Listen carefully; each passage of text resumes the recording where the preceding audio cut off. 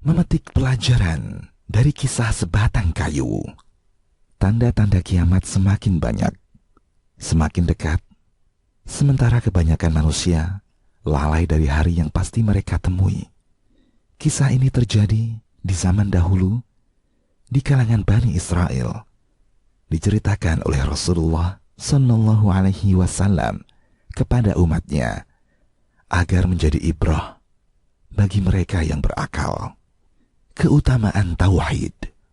Segala sesuatu yang kita lakukan tidak lepas dari ikatan tauhid. Karena hidup kita di dunia ini hanya punya satu tujuan luhur, yaitu mengabdi, beribadah hanya kepada Allah atau tauhidullah. Inilah yang Allah Ta'ala firmankan. Dan aku tidak menciptakan jin dan manusia melainkan supaya mereka menyembahku. Quran Surat Az-Zariyat ayat 56. Sehingga apapun aktivitas kita hendaknya bernilai ibadah di sisi Allah, meski hanya sekedar interaksi dengan sesama.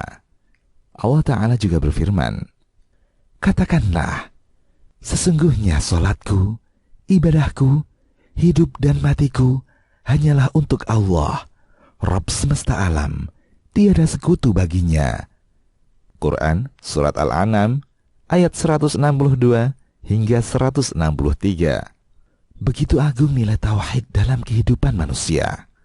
Seandainya mereka mau mengerti, tapi kebanyakan kita seolah-olah tidak ingin mengerti. Merasa tauhid itu gampang. Subhanallah.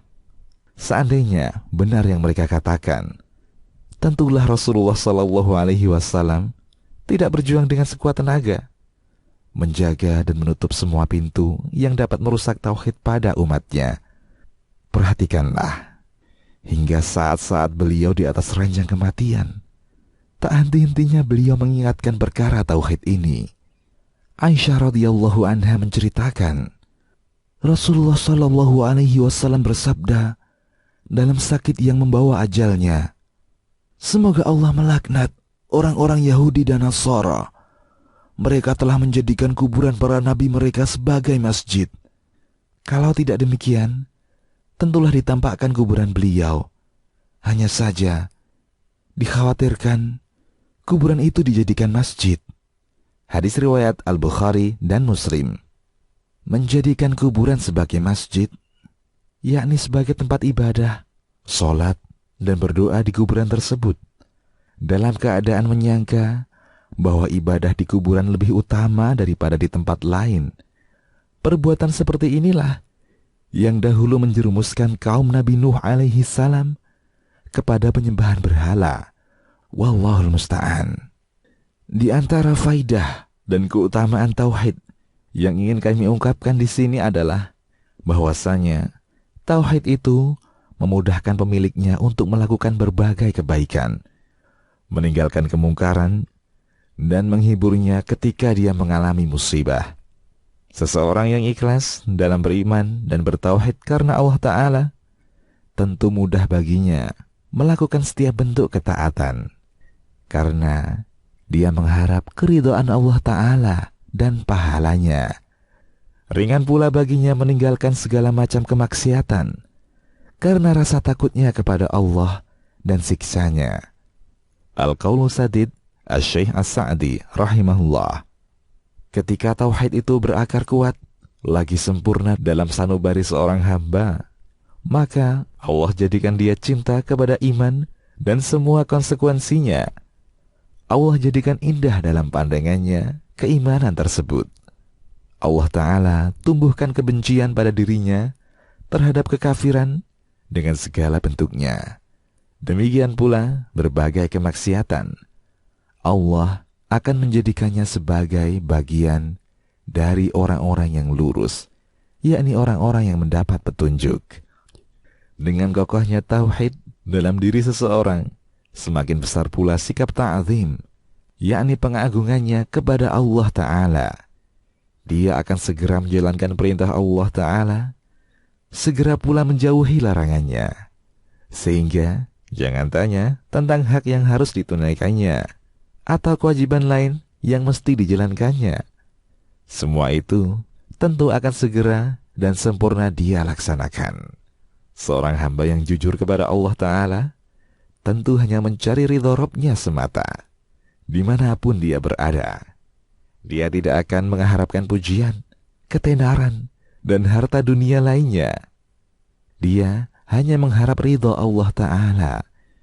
Kejujuran iman dan tauhid seorang manusia akan mendorongnya untuk menyampaikan amanah kepada yang berhak. Hal ini sebagai bentuk ketaatan dan ta'zimnya kepada Allah Ta'ala. Allah Ta'ala berfirman, sesungguhnya Allah menyuruh kamu menyampaikan amanat kepada yang berhak menerimanya. Quran Surat An-Nisa ayat 58. Ayat ini umum, berlaku untuk para pemegang tampuk kekuasaan atau wewenang maupun orang biasa dalam semua hal. Tafsir Al-Qurtubi. Ketika hati dipenuhi rasa ta'zim, pengagungan kepada Allah Ta'ala, pemiliknya tentu bersegera menunaikan hak yang ditanggungnya dan berusaha sungguh-sungguh untuk memenuhinya. Kisah sebatang kayu. Salah satu gambaran yang dapat dijadikan pelajaran adalah apa yang diceritakan oleh Rasulullah Shallallahu Alaihi Wasallam tentang dua orang Bani Israel di zaman dahulu. Kisah ini diriwayatkan oleh Al-Bukhari secara mu'allaq dalam sahihnya dan Al-Imam Ahmad dalam musnadnya dari hadis Abu Hurairah dari Rasulullah Shallallahu Alaihi Wasallam. Beliau Shallallahu Alaihi Wasallam menyebut-nyebut seorang laki-laki Bani Israel yang meminta kepada seseorang dari Bani Israel lainnya agar meminjaminya 1000 dinar. Maka berkatalah si pemilik uang, datangkan saksi untukku, agar aku persaksikan kepada mereka. Laki-laki yang meminjam itu berkata, cukuplah Allah sebagai saksi. Si pemilik uang berkata lagi, berikan untukku yang menjamin.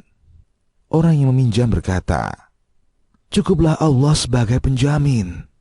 Si pemilik uang pun berkata, engkau benar. Lalu dia menyerahkan uang itu sampai waktu yang telah ditentukan. Kemudian si peminjam berlayar dan menyelesaikan urusannya. Setelah itu, dia mencari angkutan yang akan membawanya kepada temannya karena waktu yang telah ditentukan. Namun, dia tidak mendapatkannya. Akhirnya, dia mengambil sebatang kayu, lalu melubanginya, dan memasukkan 1000 dinar itu ke dalamnya, disertai sehelai surat kepada sahabatnya. Kemudian dia perbaiki pecahan lubang, lalu dibawanya kayu itu ke laut. Dia pun berdoa, ya Allah, sesungguhnya engkau tahu bahwa aku pernah meminjam dari si fulan 1000 dinar. Lalu dia minta jaminan. Maka aku katakan, cukuplah Allah sebagai penjamin. Dan dia pun ridho, engkau sebagai penjamin. Dia pun minta kepadaku saksi. Lalu aku katakan, cukuplah Allah sebagai saksi. Dan dia pun meridhoinya.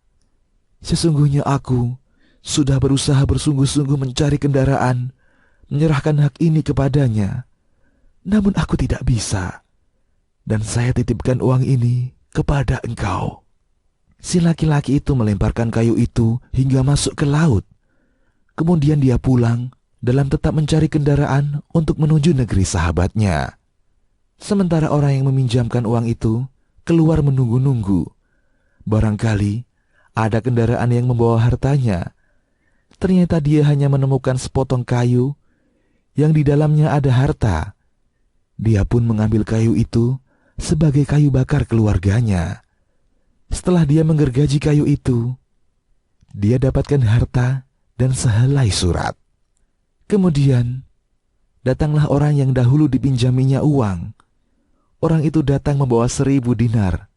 Dia berkata, demi Allah, saya selalu berusaha mencari kendaraan untuk menemui engkau dengan membawa hartamu ini.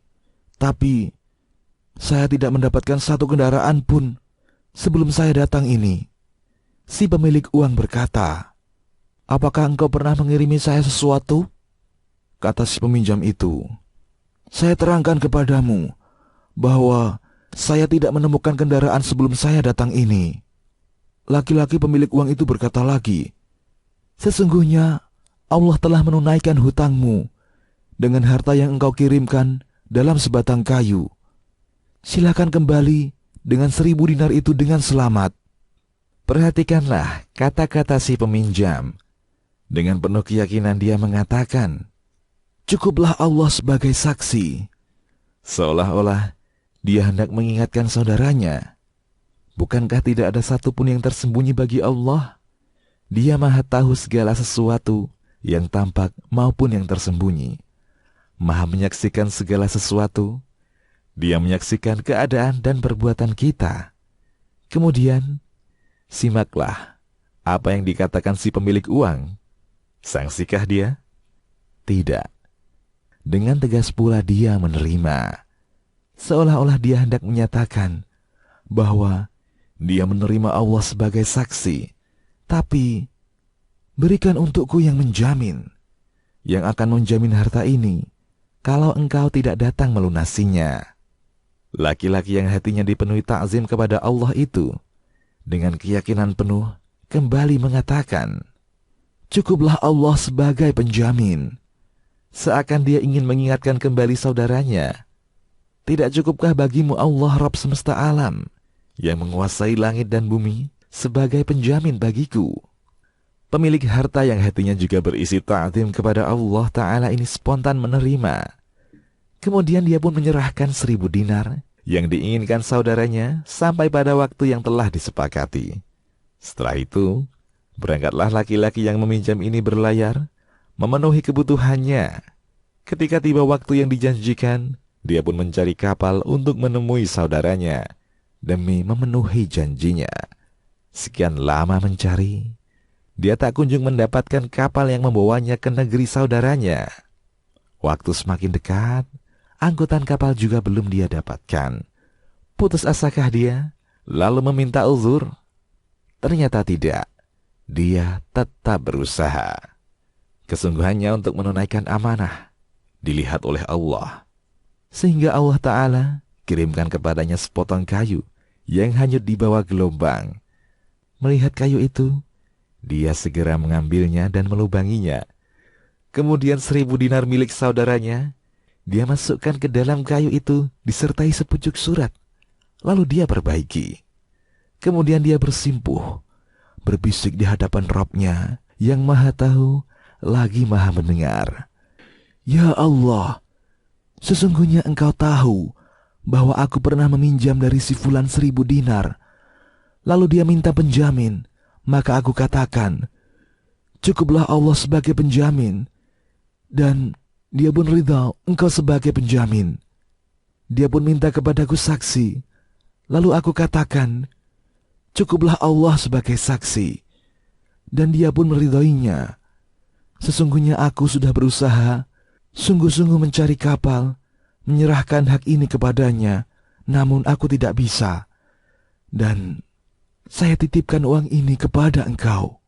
Setelah selesai, kayu itu dilemparkannya kembali ke laut. Kayu pun hanyut bersama gelombang. Perhatikanlah doa dan apa yang dilakukannya. Betapa tebal keyakinan dan kepercayaannya kepada Allah Ta'ala. Salah satu buah dari tauhid yang sempurna. Kemudian, apakah dia berpangku tangan, merasa sudah cukup dengan tindakan itu? Ternyata belum. Dia tetap berusaha mencari kapal, ingin berangkat sendiri menemui saudaranya guna melunasi pinjamannya. Mengapa dia lakukan demikian? Mengapa dia lakukan demikian? Tidak lain karena khawatir dia menodai kemuliaan Allah yang telah dia jadikan sebagai saksi dan penjamin. Sementara sahabatnya yang dipinjami menunggu kedatangannya. Di tepi pantai ia melihat ke laut lepas. Mudah-mudahan ada kapal yang datang ke daerahnya. Harap-harap cemas muncul. Ternyata tak ada satupun kapal yang berlabuh. Tapi dia tidak berburuk sangka kepada saudaranya. Mereka telah sepakat Allah menjadi saksi dan penjamin. Ketika dia mendekat ke pantai, dia melihat sepotong kayu hanyut ke tepi tempat dia berdiri. Dia pun memungut kayu itu dan membawanya pulang untuk jadi kayu bakar bagi keluarganya. Begitu tiba di rumah, dia memotong kayu itu. Ternyata di dalamnya, dia lihat uang 1.000 dinar dan sepucuk surat. Kiranya, uang itulah yang ditunggunya. Dan surat itu adalah pengganti saudaranya yang tak kunjung hadir. Tak lama, datanglah saudaranya yang meminjam uang 1.000 dinar, dalam keadaan membawa 1.000 dinar lainnya sebagai ganti. Khawatir, kalau uang itu belum sampai di tangan saudaranya.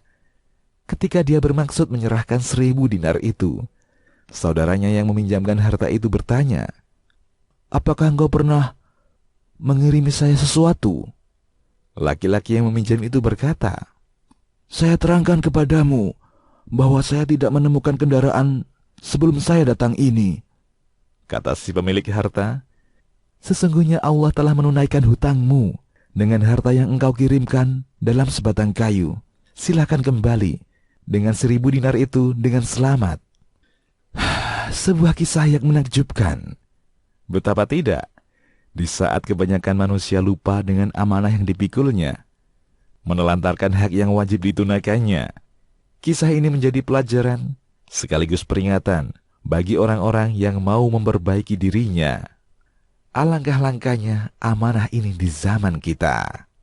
Seandainya dikatakan kepada diri kita atau orang lain, "Lakukanlah seperti ini," sebagai upaya menunjukkan kesungguhan dalam menunaikan amanah, mungkin kita akan sama membantah. "Apa kamu kira saya gila? Meletakkan uang dalam lubang kayu, lalu dihanyutkan ke laut. Apalagi 1.000 dinar. Hitungan kurs sekarang mungkin ratusan juta rupiah. Wallahu a'lam." Mengapa? Karena lemahnya keyakinan dalam hati kita. Begitu pula iman dalam jiwa kita. Sehingga penyandaran kepada materi dan hal-hal yang bersifat real, nyata, tertangkap panca indera, lebih dominan dalam diri kita daripada kepada hal-hal yang bersifat ghaib. Padahal sebetulnya, keimanan terhadap yang ghaib adalah batasan yang tegas dan pembeda antara keimanan seorang muslim dengan keimanan seorang yang kafir. Di antara faedah hadis ini, pertama, ilmu tentang tauhidullah, di mana kedua lelaki ini sama-sama mengetahui tauhidullah, sehingga mendorong keduanya naik ke derajat paling tinggi dalam ilmu tauhid, yaitu ma'rifatullahi ta'ala, pengenalan terhadap Allah, melalui nama dan sifat-sifatnya. Si peminjam berkata, "Cukuplah Allah sebagai saksi. Cukuplah Allah sebagai penjamin." Kedua, lelaki yang mengatakan, "Cukuplah Allah sebagai saksi. Cukuplah Allah sebagai penjamin," adalah orang yang saleh. Artinya, dia seorang yang ikhlas kepada Allah, mengikuti ajaran nabinya dalam menaati Allah Ta'ala. Begitu pula dengan si pemilik harta, dia ridha dengan ganjaran dan pahala dari Allah, merasa puas dengan kesaksian Allah dan jaminannya. Ketiga, khasyah, atau rasa takut kepada Allah Ta'ala dan ma'rifat yang sempurna tentang Allah Ta'ala, mendorong lelaki saleh yang meminjam harta ini memikirkan jalan bagaimana caranya harta itu sampai di tangan saudaranya karena janji yang telah disepakati. Keempat, rasa puasnya dengan tawakal kepada Allah Ta'ala. Sementara hal ini sulit ditemukan pada kebanyakan manusia pada hari ini karena lemahnya iman dan jahilnya mereka tentang nama dan sifat Allah. Kelima, Allah sendiri yang memelihara batang kayu itu, karena laki-laki soleh tersebut beramal dengan ucapan para nabi, "Jagalah Allah, niscaya Dia pasti menjagamu." Keenam, namun demikian, laki-laki soleh ini tetap menjalankan sebab dengan membawa 1.000 dinar lain untuk sahabatnya. Ketujuh, dalam hutang piutang dan pinjam meminjam, saksi dan jaminan termasuk hal-hal yang disyariatkan. Kedelapan, wajibnya melunasi hutang, menepati janji, dan tidak menunda-nunda bila mampu. Mudah-mudahan kisah singkat ini menjadi cermin dan teladan bagi orang-orang yang ingin hidup berbahagia. Wallahul muwaffiq. Demikian, wallahu a'lam. Kisahmuslim.com Kisah penggugah jiwa.